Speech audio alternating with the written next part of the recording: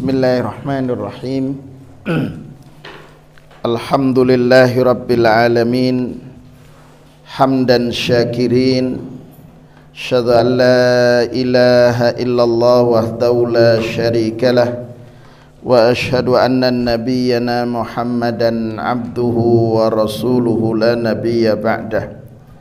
Allahumma inna nas'aluka ilman nafi'a wa rizqan tayyiba wa amalan mutaqabbala. Allahumma inna na'udzubika min ilmin la yanfa' wa min qalbin la yakhsha wa min nafsin la tashba wa min du'ain la yusma. Bapak Ibu yang dirahmati oleh Allah, kita lanjutkan kajian kita. Pada hari ini insyaallah kita memasuki ayat yang ke-7, 8 dan mudah-mudahan bisa sampai di ayat yang ke-9. Sebelum kita mulai, mari kita coba cermati dan kita baca bersama firman Allah Subhanahu wa taala. A'udzu billahi minasy syaithanir rajim. Walau nazzalna 'alaika kitaban fi qirtasin falamasuhu biaydihim laqala alladhina kafaru in hadza illa sihrun mubin. وقالوا لولا أنزل عليه ملك ولو أنزلنا ملكا لقضي الأمر ثم لا ينظرون ولو جعلناه ملكا لجعلناه رجلا وللبسنا عليهم ما يلبسون. Bapak Ibu yang dirahmati oleh Allah, ayat ini mulai ayat 7 kemudian sampai ayat 9 kemudian nanti 10 itu berkenaan dengan mauqiful musyrikin, berkenaan dengan sikap musyrikin. Zaman itu musyrikin yang dimaksudkan adalah suku Quraisy, yang menolak seruan dakwah. Sikap orang musyrikin terhadap apa? Mauqiful musyrikin nahwad dakwah, terhadap seruan dakwah. Dakwah yang dimaksudkan adalah dakwah tauhid yang dilakukan oleh Rasulullah sallallahu alaihi wasallam. Ini Pak. Jadi Allah ingin memberikan informasi kepada kita di ayat yang ke-7, 9 dan 10. Karena itu para ahli tafsir itu mengatakan seperti salah satu yang disampaikan oleh Syekh As-Sa'di Abdurrahman As-Sa'di rahimahullah. Kata beliau, hadza ihbarum minallahi li rasulihi an syiddati inadil kafirin. Ayat ini itu ikhbar, ada informasi yang Allah sampaikan li rasulihi, kepada utusannya. Siapa utusannya? Nabiullah Muhammad sallallahu alaihi wasallam. An syiddati inadil kafirin, terkait kerasnya sikap orang-orang kafir, dalam hal ini adalah musyrikin saat itu. Wa annahu laisa takdzibuhum likusurim fi ma ji'tahum bihi, bahwa sikap ini bukanlah mereka mendustakan, artinya mereka menganggap bahwa seruan dakwah Rasul, jadi dalam pandangan mereka dalam seruan dakwah Rasul itu bukan karena ada sisi lemah, ada sisi kusur, sisi lemahnya dengan apa yang dibawa, dan bukan lijahlihim, bukan karena ketidaktahuan mereka, tapi memang ta'annutan. Ta'annut ini memang menentang, menolak sejak awal. Jadi berbagai macam argumen mereka sampaikan bukan karena menolak mendustakan risalah Rasulullah, tapi karena memang sejak awal tidak mau menerima. Ya tidak. Jadi orang yang, makanya Bapak Ibu sekalian, kalau boleh kita memberikan ibarat, itu seperti gelas.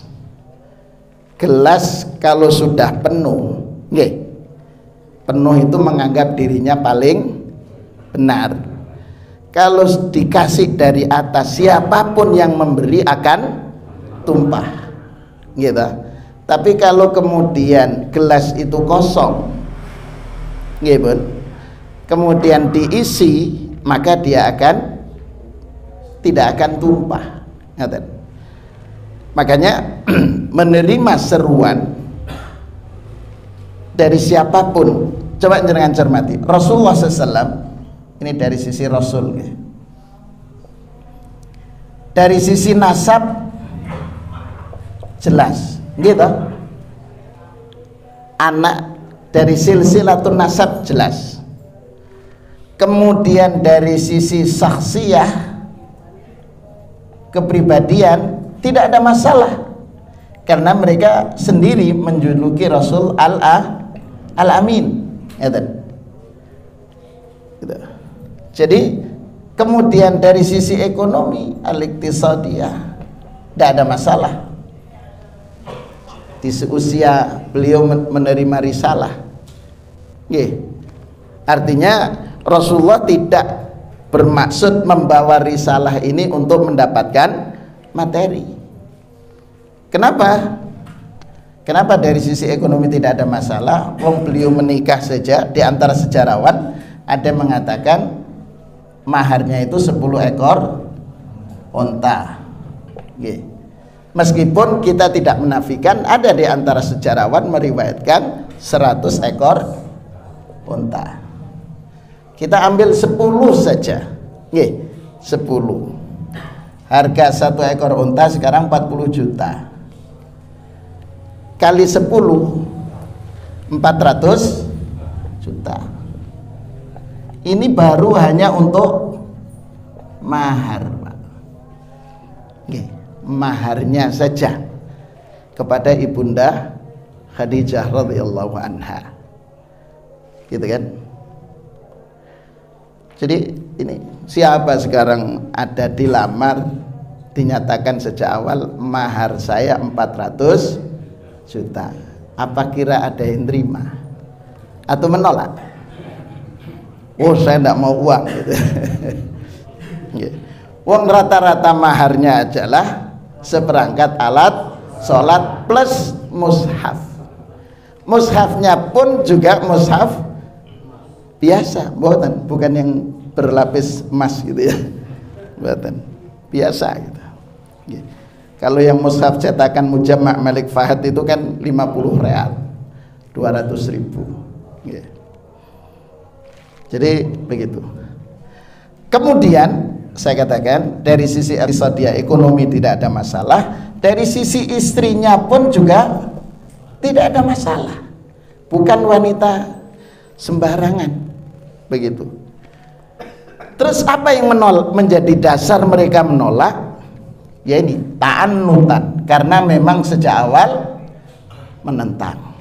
Karena itu mereka mengatakan dengan ungkapan walau nazzalna alaika kitaban. Coba, seandainya ya, Allah menyanggah kepada mereka, walau nazzalna alaika kitaban, kalau seandainya kami, kata Allah, menurunkan kepada mereka tulisan fi qirtasin, dalam lembaran-lembaran, gitu ya. Jadi ini kan coba bahasa Al-Quran itu sudah menjelaskan tentang kertas, Pak. Nggih.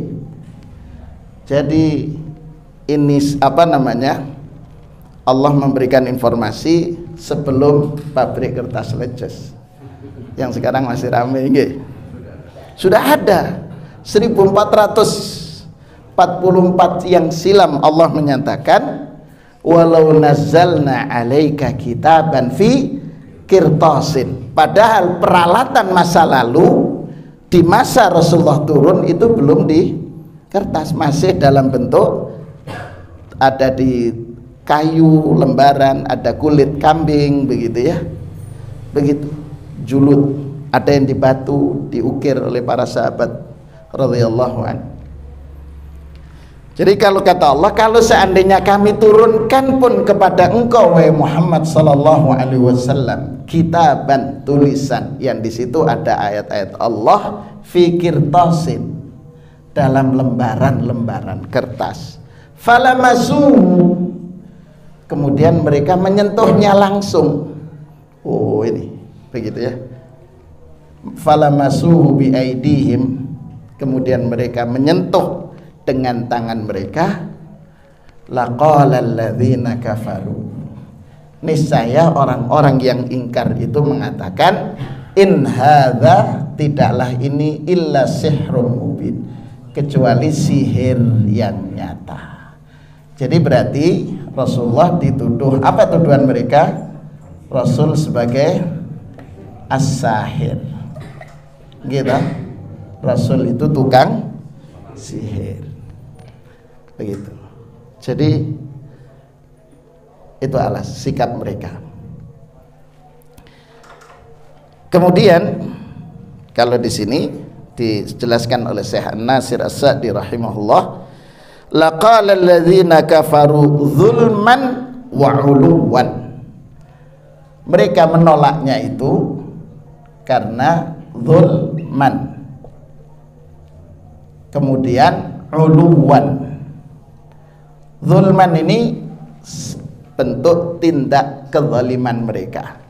Kenapa dikatakan zalim? Karena mereka sudah ru'yatul haq,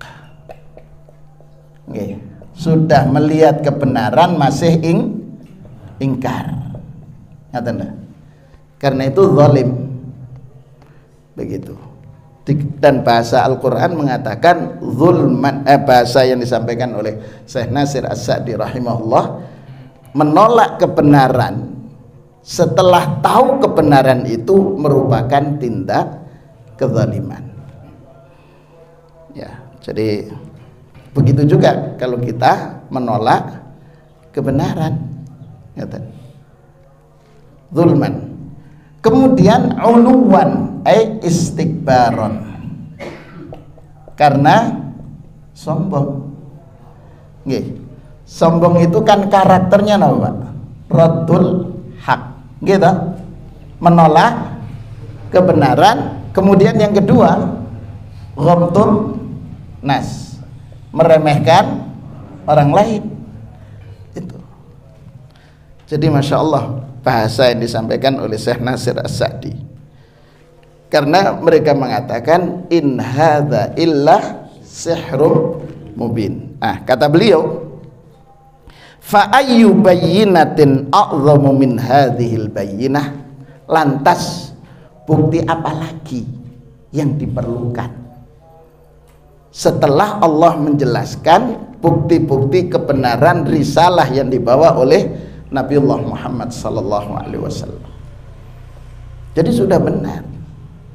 Mereka minta supaya Rasulullah SAW mampu membelah bulan, kemudian Allah tunjukkan wan syaqqal qamar. Sudah lihat, tapi tetap beriman, batal. Jadi di situ. Kemudian di ayat selanjutnya Allah mengatakan waqalu, coba, mereka gak punya malu, gak punya malu. Waqalu, kemudian mereka berkata, siapa yang dimaksudkan? Musyrikin, kafirin, gitu. Kalau bahasa di sini kembali kepada sini, alladzina kafaru. Waqalu, mereka orang-orang yang ingkar terhadap kebenaran yang sudah ditunjukkan oleh Rasulullah SAW, qalu, mengatakan laula unzila alaihi malak. Kata sini wa qalu aidan ta'annutan mabniyan alal jahl. Jadi mereka masih menolak lagi, masih meminta lagi, tapi mereka dengan ta'annutan, dengan penentangan mabniyan alal jahli, dibangun atas dasar ketidaktahuan. Wa adamul ilmi bil ma'kul, mereka tidak punya pengetahuan. Laula unzila alaihi malak ay hala unzila ma'a Muhammadin sallallahu alaihi wasallam malakun. Kalau seandainya, jadi Rasul diutus, nggih, Rasul diutus, Rasul al-mab'uts, kemudian Rasul ditemani oleh al-malaku. Malak ini jamak bentuk mufrad dari malaikah. Jadi Rasul diperkuat, malaikat langsung mendampingi Rasulullah SAW setiap dakwah. Ini permintaan mereka, gitu. Laula unzila alaihi malakun. Jadi kalau seandainya Rasulullah SAW didampingi oleh malaikat, kami akan beriman. Jadi semuanya serba seandainya. Karena itu andai itu membuka pintu setan. Coba, andai ku tahu, gitu kan? Gimana Pak? Lanjut aja. Jadi andai. Makanya kata Rasulullah SAW, fa inna law tuftahu amal syaitan. Law itu seandainya itu membuka peluang-peluang bagi setan. Seandainya saya dulu nerima, seandainya sudah. Orang yang seandainya itu sudah tidak akan mengamalkan. Hala unzila ma'a Muhammadin sallallahu alaihi wasallam malakun yu'awinuhu wa yusa'iduhu ala ma huwa alaihi. Jadi mereka minta kalau seandainya Rasul didampingi oleh malaikat, untuk apa? Membantu Rasul dalam dakwah. Yusa'iduhu fid dakwah. Ya, kata mereka, ini Allah hapuskan, artinya ditakdirkan. Kalau seandainya Rasul didampingi malaikat dan malaikat mendampingi, membantu dakwah Rasul, la amanna, kami nanti akan beriman. Ini kan logika yang tidak mungkin. Kenapa menyampaikan itu alal jahl? Karena mereka tidak tahu, karena kebodohan mereka. Kemudian karena itu qala Allahu fi bayani rahmatihi wa lutfihi bi ibadihi haitsu arsala ilaihim basyaram minhum. Tapi Allah Subhanahu wa taala memiliki sifat rahmah, dan di antara kasih sayang Allah, Allah mengutus kepada manusia itu rasulnya juga dari bashar, manusia. Karena kalau dari malaikat kemudian tidak mau menerima, langsung diazab oleh Allah Subhanahu wa taala. Nah, karena itu kasih sayang Allah, Allah mengutus manusia. Arsala ilaihim basyaram minhum yakunul imanu bima jaa bihi an ilmin wa basiratin. Ya, kalau rasulnya itu berasal dari manusia, maka manusia akan beriman berdasarkan ilmu, berdasarkan basirah. Kalau malaikat yang diutus, maka karena langsung melihat keagungan-keagungannya. Begitu. Makanya kemudian Allah mengatakan walau anzalna malakan, kalau kami kemudian turunkan malaikat membersamai Rasul sallallahu alaihi wasallam dalam dakwah, laqudiyal amru, ketetapannya sudah jelas, diputuskan oleh Allah. Tsumma la yunzurun, kemudian tidak diberikan ruang untuk mereka menunda. Jadi tidak ada kalau kemudian diberikan kesempatan taubat dulu, enggak, tapi langsung diazab. Ya. Karena itu kata di sini penjelasannya, walau anzalna malakan birisalatina lakanal iman la yasturu an ma'rifatin bil haq. Niscaya mereka beriman tidak bersumber dari pengetahuan terhadap kebenaran, walakana iman bisyahadah, melainkan mereka beriman karena menyaksikan. Jadi bukan karena ilmu, bukan karena basirah. Alladzi la yanfa'u syai'an wahdah, kalau kita menyaksikan langsung itu tidak ada manfaatnya, kecil sekali. Hadza in amanu, itu pun jika mereka beriman. Ya, wal ghalib annahum la yu'minuna bihadzal halah, mayoritas mereka tidak beriman. Fa idza lam yu'minu qudiyal amru, ketika mereka tidak beriman diputuskan bitakjilil halaka alaihim wa adami inzarihim, Allah mensegerakan siksaan tanpa memberikan waktu penundaan untuk bertaubat.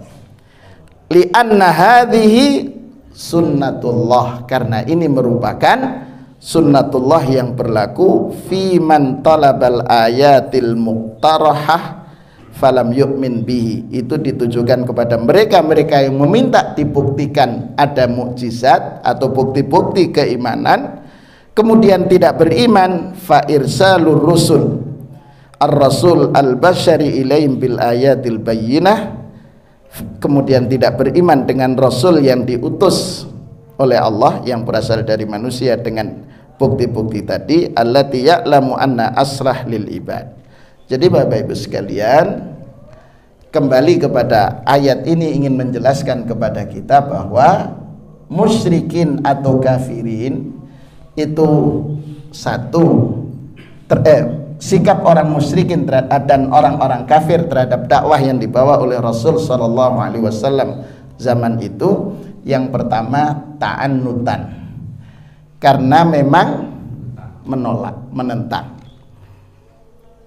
menentangnya zulman wa uluwan, dengan dinyatakan sebagai sikap zalim, ya, kezaliman dan tinggi hati. Kenapa dikatakan zulman? Karena mereka ru'yatul haq, melihat langsung kebenaran tapi tetap ingkar. Yang kedua, mereka uluwan atau istikbaron. Kenapa?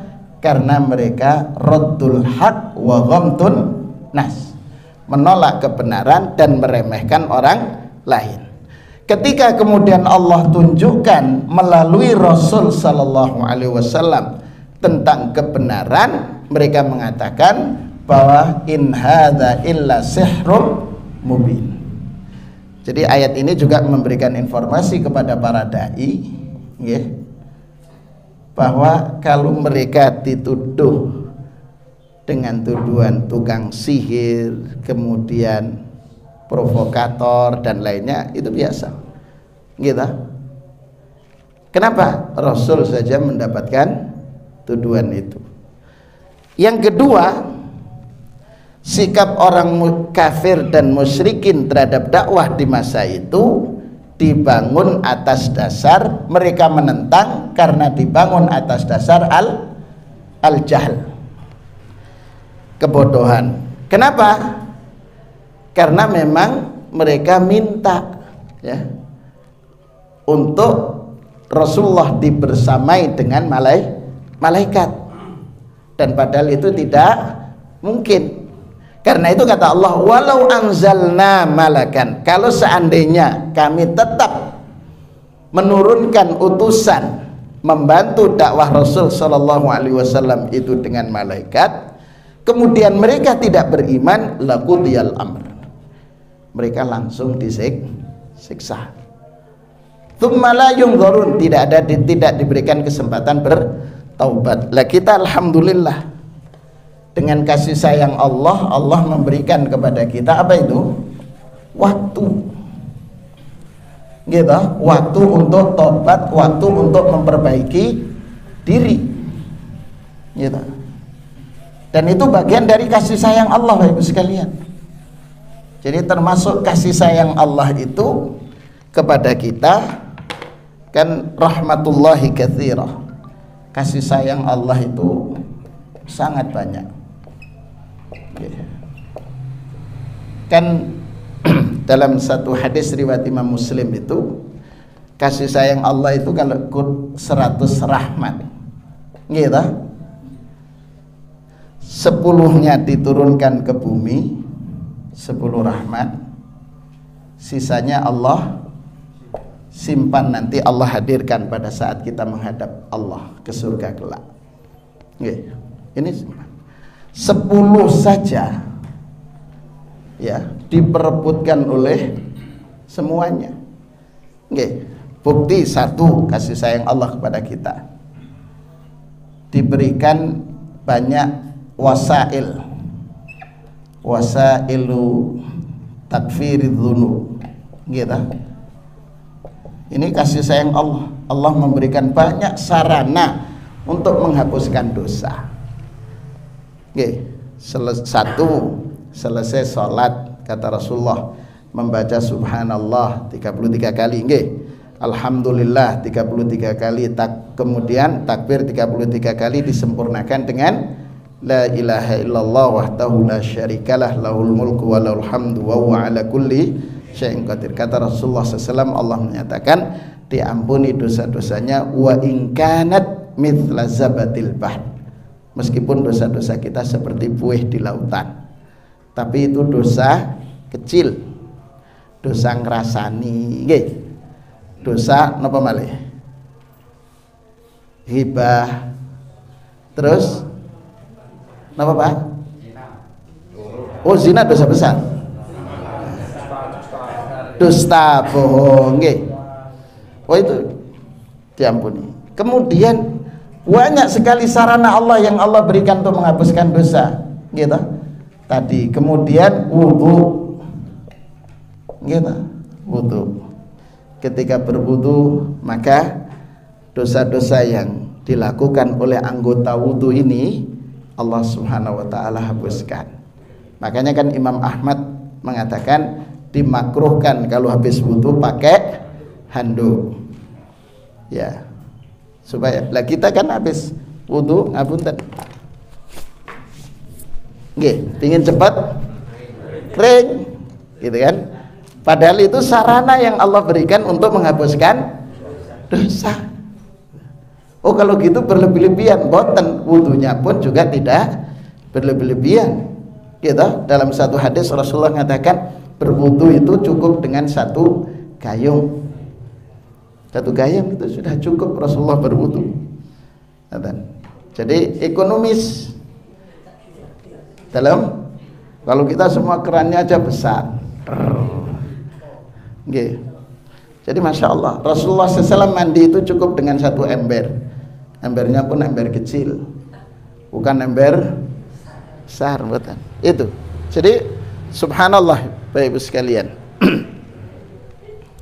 Yang kedua, wasailut takfiridz dzunub, sarana yang Allah berikan untuk menghapuskan dosa, di antaranya dengan Allah memberikan hari-hari istimewa seperti saumu Arafah, kemudian saum Ramadan, kemudian al-hajj, ataupun umrah. Daripada mengumpulkan dana kemudian dipakai wisata ke Paris, ke Paris untuk melihat menara Eiffel, ya, ke Mekah saja, tapi bukan Mekasen, ke Mekah untuk umrah, gitu kan? Kan Rasulullah SAW bainal umrati ilal umrati kafaratun, menghapuskan dosa antara umroh satu dengan umroh majtuni batil kabair, selama kita menjauhi dosa-dosa besar. Jadi banyak Pak. Dan itu bukti dari kasih sayang Allah Subhanahu wa ta'ala kepada kita. Begitu kan? Kemudian kita diuji oleh Allah dengan al-marad, sakit. Sakit ini takfir dzunub juga, menghapuskan dosa. Tapi kadang ketika sakit ngersulo, kata orang Jawa. Mengeluh, jazi'ah. Ngeluh terus. Kok lama ndak sembuh-sembuh. Padahal sudah pakai obat yang paten. Gitu kan? Ya itu cara. Tapi ketika sakit, kalau gitu ndak usah berobat. Botan, keliru. Kata Rasulullah, tadawaw. Berobatlah. Gitu kan? Tetapi wala tatadawu biharam, jangan berobat dengan yang haram. Begitu. Itu kasih sayang Allah. Sarana Allah sangat banyak Ibu sekalian. Yang kedua, rahmat Allah itu yang banyak. Allah masih memberikan rizki kepada kita, wa in kunna, ya, meskipun kita melakukan aznabna, kita terkadang masih berbuat dosa, gitu Pak. Masih diberikan kesehatan oleh Allah meskipun kita berbuat dosa terkadang. Atau ketika kita diberikan oleh Allah rizki meskipun sholat kita gitu-gitu saja gitu, khusyuk juga enggak begitu, nyata. Sekedar menggugurkan kewajiban. Tapi Allah masih ngasih rezeki Pak, dan itu bukti dari kasih sayang Allah. Ketika kita berbuat dosa, Allah Subhanahu wa ta'ala tidak segera menghukum kita, tetapi masih memberikan kesempatan untuk bertaubat. Jadi Masya Allah, luar biasa nikmat kasih sayang Allah kepada kita. Tapi ketika kemudian ini Allah ingin menunjukkan apa yang kita sampaikan ingin menunjukkan bahwa kalau seandainya apa yang diinginkan musyrikin itu terjadi, dipenuhi oleh Allah, kemudian mereka tidak beriman, maka sudah siksaan diterima. Karena itu lanjutannya Allah menyatakan,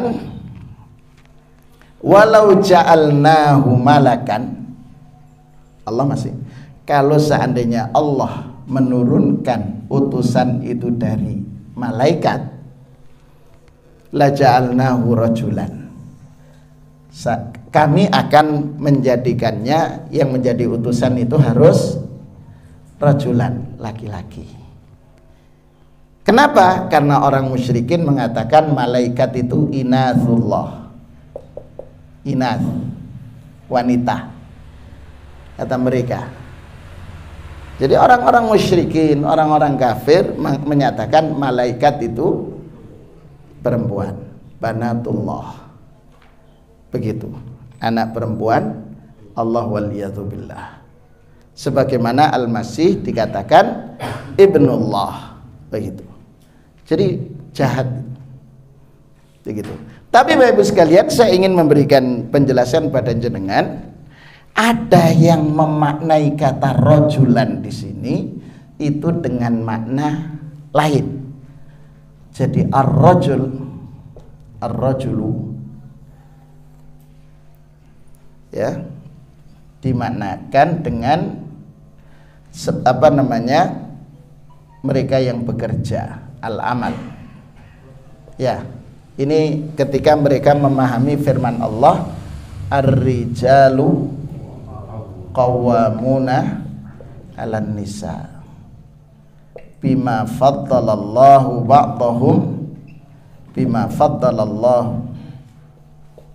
ba'dahum ala ba'din, bima faddallahu ba'dahum ala ba'din wa bima anfaqu min amwalihim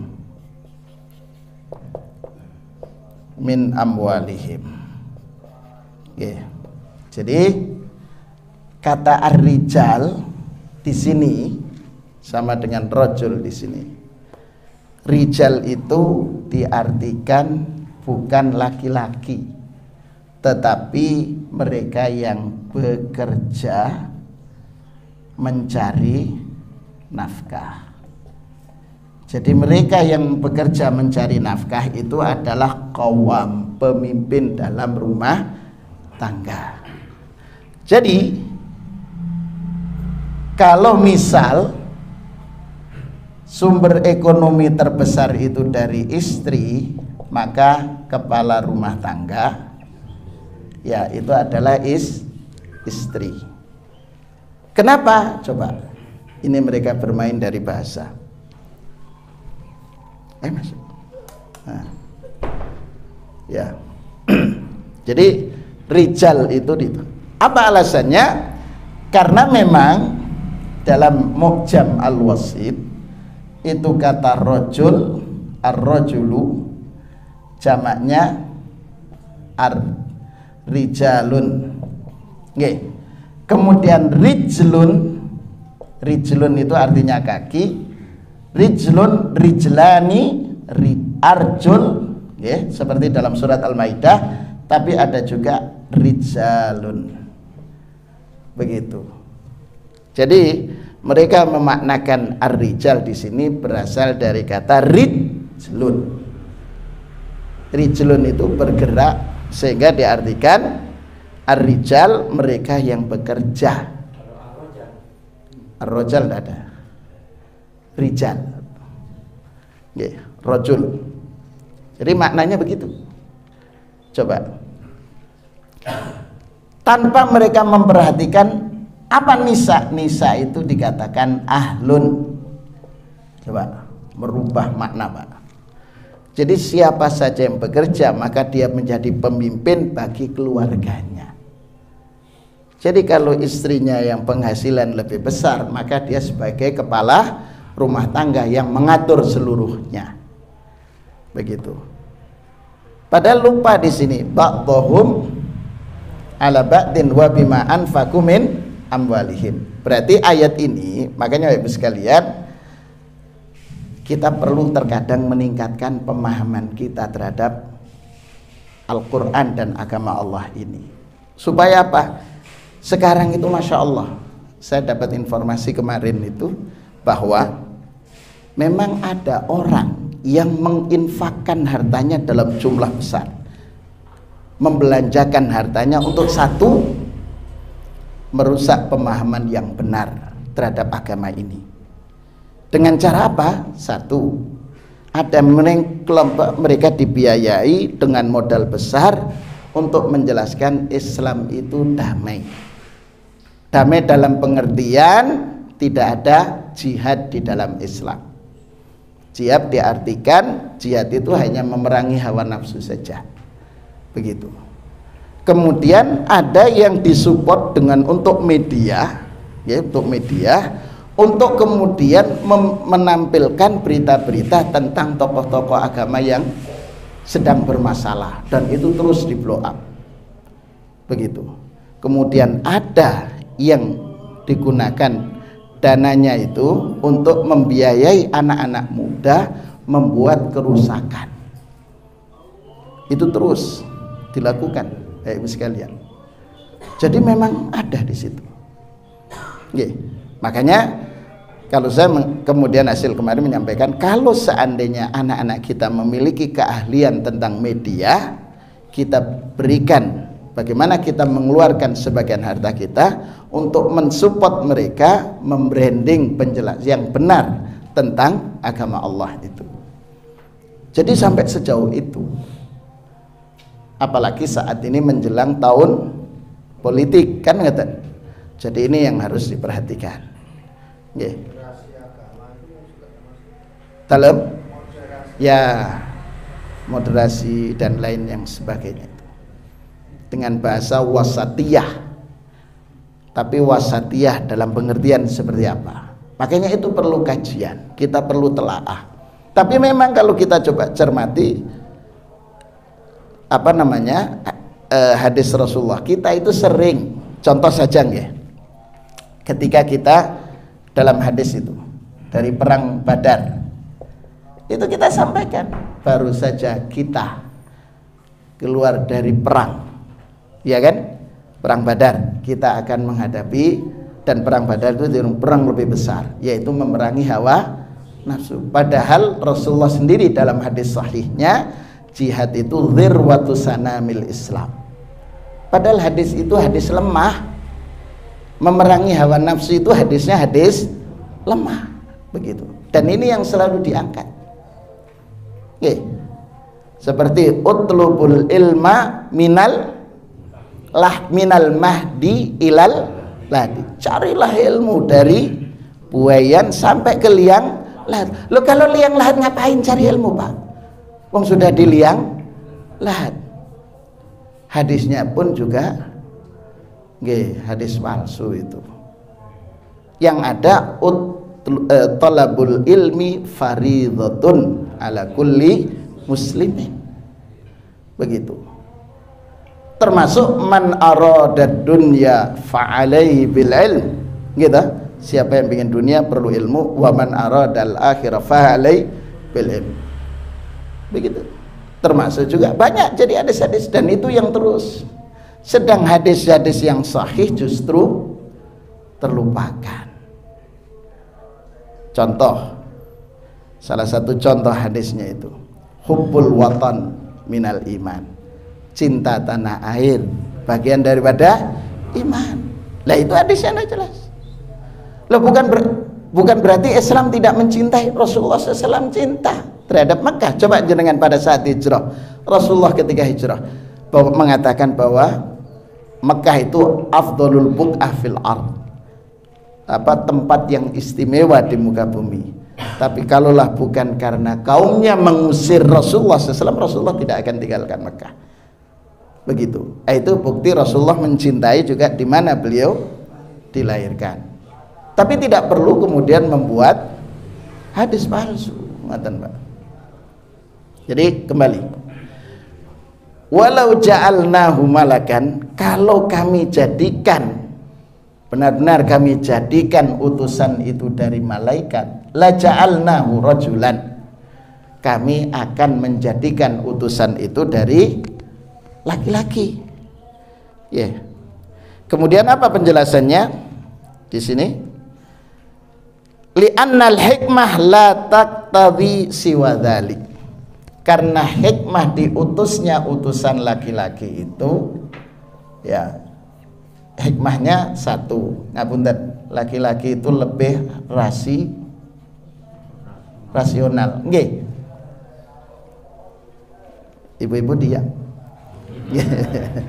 Lebih rasional. Ibu-ibu lebih kepada perasaan. Kalau perasaan bahaya. Laulal dinu bil akli, ya, kalau kemudian segala sesuatu itu bisa dirasionalkan, kata Ali bin Abi Thalib, niscaya ketika kita batal berwudu, mengusap itu di bawah kaki pada saat tayamum, tapi yang terjadi justru mengusap bagian atas. Ya, seperti ketika seseorang berwudu, selesai berwudu batal kentut, tapi yang dia dibasuh kan mukanya, bukan gitu. Jadi perasaan ini segala ini. Yeah. Jadi al-hikmah taqtadhi siwa wala labasna alaihim ma yalbisun wala kana al-amru muhtalitan alaihim wa malbusan wa dzalika bisababi ma labasuhu ala anfusihim fa innahum banau amrahum ala hadhil qaidah allati fiha al-labs.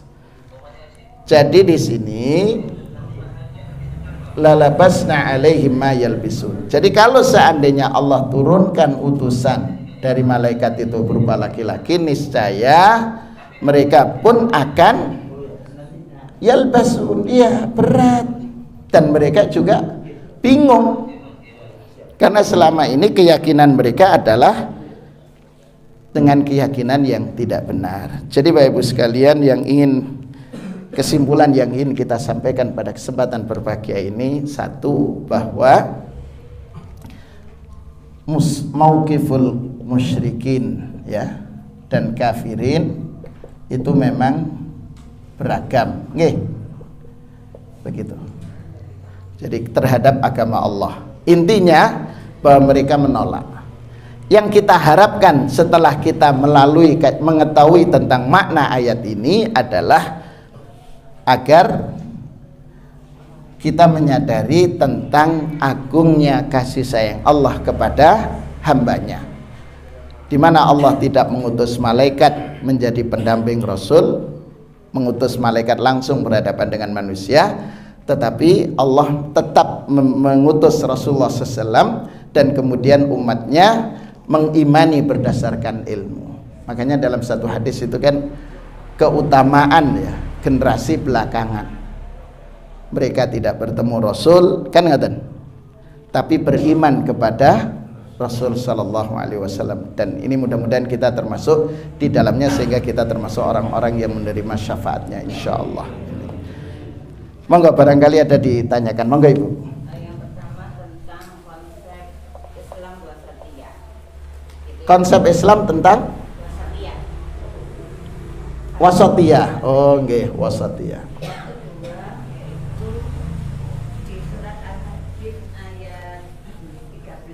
Okay. Yaitu tentang bahwa orang-orang munafik itu tidak mendapatkan sinar ketika di hari akhirat. Yang dimaksud dengan orang munafik di situ itu munafik yang bagaimana? Ya. Okay. Pertama berkenaan dengan wasatiyah. Wasatiyah di dalam ja'alnakum ummatan wasatan litakunu syuhada'a 'alan nas. Wasat di situ adalah baina, antara ini Pak, antara ifrad dan tafrid. Nggih.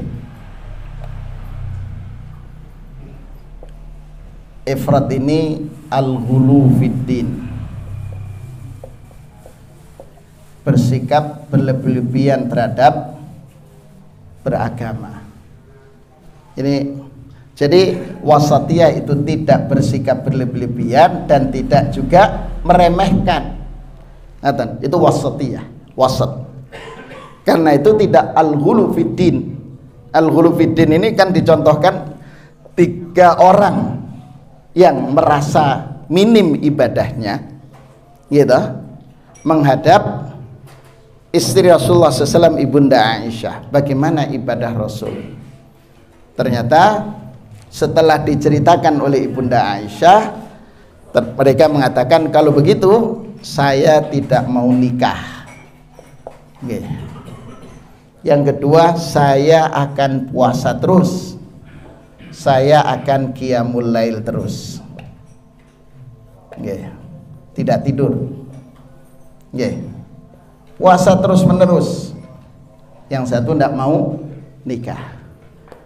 Setelah itu Rasulullah keluar dari rumah beliau. Antumul ladzi qultum kadza wa kadza, kaliankah yang ngomong ini dan itu?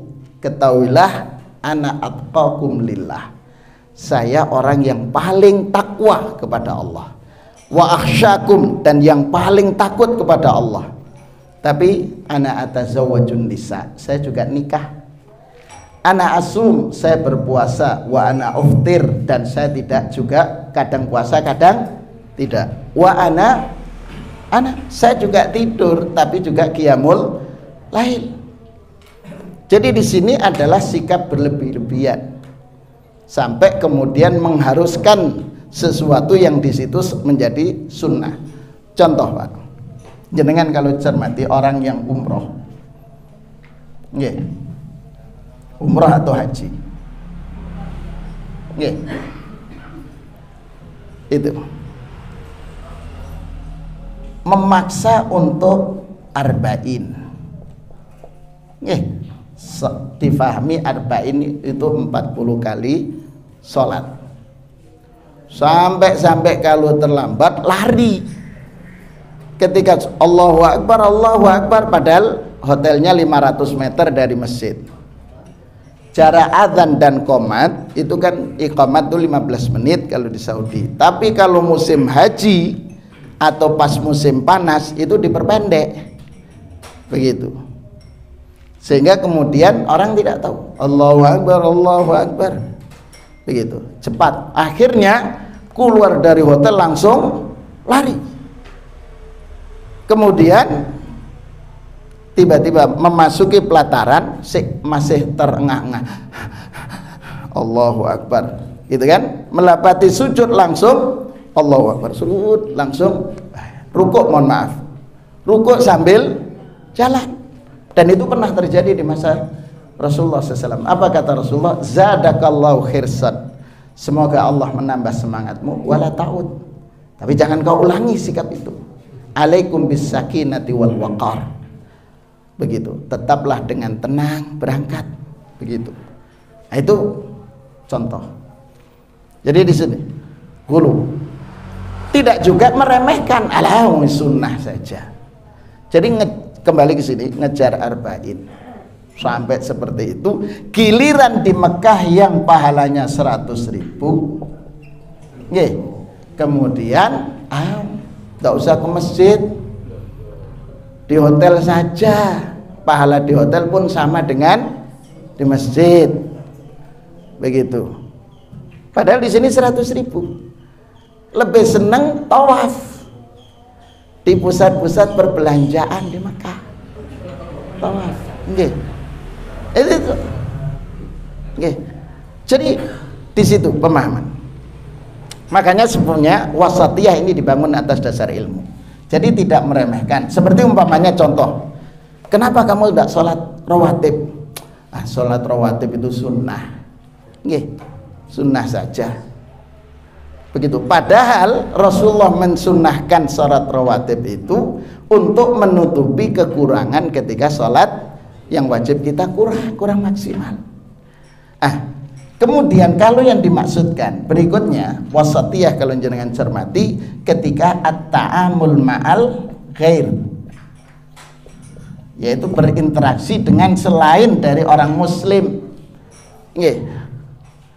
Di sini silahkan mereka, membiarkan mereka dengan ibadahnya, begitu kan. Tidak harus kemudian kita mengucapkan selamat Anda menunaikan ibadah, tidak perlu. Itu wasatiyah. Kenapa?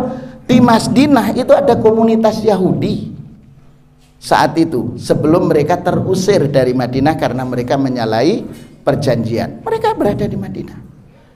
Rasulullah berinteraksi juga dengan mereka, tapi dengan tetap bersikap hati-hati, karena Yahudi pun juga menjadi informan bagi orang-orang musyrikin Mekah dan terlibat pada saat peristiwa perang Khandaq, begitu kan. Yahudi juga terlibat. Tapi ketika interaksi jual beli, Rasulullah juga memberikan alternatif seperti sumur. Sumur itu sumur yang segar, airnya jernih dan lainnya, itu milik Yahudi, dan setiap orang muslim yang mengambil harus membeli. Makanya kemudian Rasulullah memotivasi siapa yang mampu melakukan, lakukan. Akhirnya dilakukan oleh Utsman bin Affan. Bi'rur rumah itu diberi separuhnya dibeli. Ketika separuh dibeli oleh Utsman, pada saat giliran Utsman, silahkan kalian penuhi pundi-pundi di rumah kalian dengan air, sehingga hari giliran Yahudi tak ada yang beli. Itu dari sisi konsep ekonomi. Jadi ta'amul ma'al ghair di situ. Lah kita ini inginnya semua, jangan sampai kemudian seperti pesannya Kiai Hasyim Muzadi, ya, Kiai Hasyim Muzadi itu kan berpesan, jangan sampai kemudian toleransi ini kebablasan, sampai kemudian kita terlibat nyanyi di tempatnya, jangan, ya kan. Di situ Bapak sekalian. Jadi wasatiyah itu bainal ifrad dan tafrid. Kemudian siapa munafik? Ini munafik al-khalis, munafik yang murni, gitu kan, yang betul-betul munafik. Dan ini orang munafik itu selalu sakit hati kalau kemudian aktivitas-aktivitas kebaikan itu dilakukan. Jadi khalis yang murni betul-betul nifak, bukan sekedar tanda-tanda nafikan. Ngoten. Benar, ada kebenaran. Mana yang harus didahului? Ada kebenaran, Ya. ada benar. Penempatannya bagaimana? Jadi contoh gitu. Jadi ada al-haq, ada benar. Seperti misal begini, Pak. Ini kata benar ya.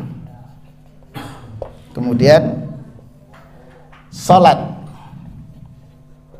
Nggih, salat jamaah ini. Nggih. Salat jamaah itu satu, di antaranya shafnya rapat. Ya. Rapat. Ya. Antara bau dan anu itu begitu. Kemudian supaya tidak memberikan peluang bagi setan.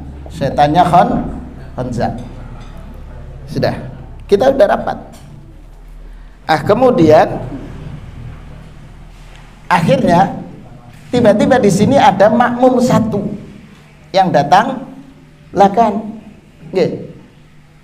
Jadi ini sudah rapat. Kan ngeten? Rapat. Tapi kalau sholat sendirian di belakang shaf berjamaah, itu kan ada di antara, ada riwayat menyatakan tidak sah sholatnya. Nanti kita sampaikan pada kesempatan mendatang untuk takhrij hadisnya itu. Karena itu apa perintah Rasul? Anda nyesel ke dalam, masuk ke dalam shaf, tapi kalau sudah rapat kan tidak mungkin tarik satu untuk menjadi teman. Sehingga di sini kan ada furjah, yang bagian ini kosong kan, ngeten. Apa yang dilakukan ini benar, ngeten. Benar. Menarik, meskipun di sini harus longgar sedikit, ngeten, kosong begitu. Itu namanya benar. Jika benar. Kalau kebenaran itu al-haq yang harus kita perjuangkan. Kebenaran itu bersumber dari Quran dan Sunnah. Itu yang harus dipertahankan. Ngeten. Itu barangkali sekilas tentang sikap sombong, Ustaz. Menolak kebenaran dan Ya. meremehkan orang lain. Iya. Apakah sikap sombong itu kalau memang ternyata tidak berdasarkan fakta, apakah itu dianggap sombong? Fit. Contohnya, Nggih. saya menolak kebenarannya orang Nasara bahwa Isa anak Tuhan. Lalu saya meremehkan orang mereka. Apakah saya bersikap sombong? Oh, beda. Jadi yang dimaksudkan raddul haq, menolak kebenaran, itu kebenaran yang mabniun, berdasarkan, dibangun atas dasar Quran dan hadis. Ini kebenaran. Ini al-haq. Kalau ini kebenaran, misal seperti tadi, contoh salat ini, dia ngengkel, oh harus kamu masuk. Akhirnya kalau masuk, coba jenengan cermati bagaimana orang sudah rapat kemudian masih masuk. Ya. Kemudian saya mengambil. Kemudian diprotes, loh kenapa Anda melakukan? Kok membiarkan kosong? Begitu kan? Menarik. Ini padahal berdasarkan hadis.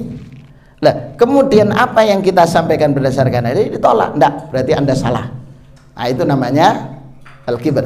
Tapi kalau kemudian kebenaran itu dari yang lain yang tidak didasar kepada Quran dan hadis, ya, maka itu tidak termasuk dalam kategori al-kibr. Ya, jadi sombong yang dimaksudkan adalah kebenaran yang menolak kebenaran dari Al-Quran dan hadis, begitu. Oke, cekap Bapak Ibu sekalian, sudah hampir jam 6. Mudah-mudahan apa yang kita lakukan pada kesempatan berbahagia ini Allah jadikan menjadi ilmu yang bermanfaat. Dua ayat yang Allah jadikan, yang Allah berikan kemudahan bagi kita untuk memahami di hari ini, mudah-mudahan menjadi bukti cinta kita kepada Allah Subhanahu wa taala.